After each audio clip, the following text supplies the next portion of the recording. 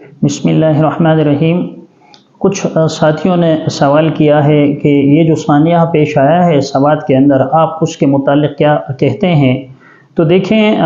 جس طرح معاشرے کے اندر، سوسائٹی کے اندر کچھ صحیح لوگوں کے ساتھ خراب لوگ بھی شامل ہو جاتے ہیں، اسی طرح دینداروں کے اندر بھی بعض ایسے لوگ داخل ہو جاتے ہیں جو اس دین کو بدنام کرنے کے در پہ رہتے ہیں۔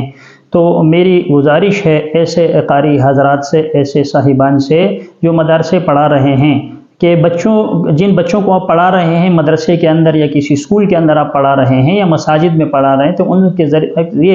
ان کے ذریعے جو ہے وہ اپنے پاؤں وغیرہ جو ہیں ان سے نہ دبائیں، اسی طرح اپنی سر کی مالش ان سے نہ کرائیں، کیونکہ شیطان جو ہے وہ انسان کا ازلی دشمن ہے، انسان کو گمراہی کی طرف وہ لے جاتا ہے، اور اسی طرح خدا نخواستہ بدفعلی کا مرتکب انسان وہ ہو جاتا ہے۔ تو یہ جو ثانیہ پیش آیا ہے اس پر مجھے بہت زیادہ افسوس ہوا ہے، اور بڑے افسوس کے ساتھ کہنا پڑ رہا ہے کہ اتنے تشدد سے کام نہیں لینا چاہیے۔ اسلام نے جو ہے وہ اعتدال کا راستہ اختیار کیا ہے اور اعتدال کو پسند فرمایا ہے، یعنی بچے کو ٹھیک ہے ڈانٹا جائے اور اسی طرح غصہ کیا جائے، لیکن اتنا تشدد نہیں کیا جائے، اور اس طرح جو تشدد ہوا ہے بچے پر، بہت زیادہ ظلم ہوا ہے اور بہت زیادہ ناانصافی کی ہے ان قرا حضرات نے، اور بچے کو جو پیٹا ہے تو ہم اس کی شدید مذمت کرتے ہیں، اور ان کو جو ہے وہ سزا ملنی چاہیے تاکہ لوگوں کے لیے وہ ایک نصیحت بن جائے، لوگوں کے لیے ایک عبرت بن جائے کہ بھائی ایسی طرح جو ہے اگر کوئی شخص ایسا کرتا ہے تو اس کی کیا سزا ہوگی۔ یعنی ایک بچے کو اتنا مارنا اور اتنا اس پر تشدد کرنا کہ خدا نخواستہ وہ جان کی بازی ہار بیٹھے، اس سے اجتناب کرنا چاہیے۔ تو دوسری نصیحت میرے ان والدین کو ہے جو اپنے بچوں کو مدرسے میں وہ داخل کرا رہے ہیں یا داخل کر چکے ہیں، کہ اپنے بچے کے متعلق وہ جانچ پڑتال کیا کریں، اس کی پڑھائی کے متعلق، اس کے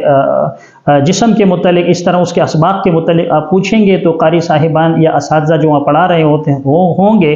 وہ بھی محتاط طریقے سے آپ کو بچے کو پڑھائیں گے اور اس کے اوپر نظر رکھیں گے۔ وہ یہ نہیں سمجھیں گے کہ کوئی مسکین ہے یا کوئی جو ہے فقیر ہے یا اسی طرح ایسا شخص ہے جو بے سہارا ہے، کیونکہ بعض حضرات جب ایسے شخص کو دیکھتے ہیں جو بے سہارا ہوتا ہے، یتیم ہوتا ہے یا محتاج ہوتا ہے، تو اس کے ساتھ ظلم اور بربریت پر اتر آتے ہیں، جس طرح کہ یہ حادثے کے اندر پیش آیا۔ یہ جو واقعہ ہے سوات کا آپ کے سامنے ہے، اور بہت سارے لوگوں نے کہا کہ مدارس کو بند کیا جائے، تو میں سمجھتا ہوں کہ مدارس کو بند نہیں کرنا چاہیے، مدارس ہی ہیں جو دین کے قلعے ہیں اور پوری دنیا میں اسلام ان کے ذریعے پھیل رہا ہے، بلکہ ایسے لوگ جو اس کو بدنام کر رہے ہیں ان کو جو ہے وہ کیفر کردار تک پہنچایا جائے اور ان کو سخت سے سخت سزا دی جائے، تاکہ لوگوں کے لیے ایک مثال بن جائے، تاکہ لوگ جو ہیں وہ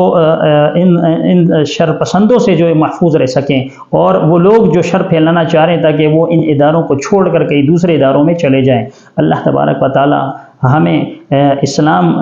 کو بلند کرنے کی توفیق عطا فرمائے اور اسلامی احکامات کو اپنی زندگی میں نافذ کرنے کی توفیق نصیب فرمائے۔ آمین۔ وآخر دعوانا ان الحمد للہ رب العالمین۔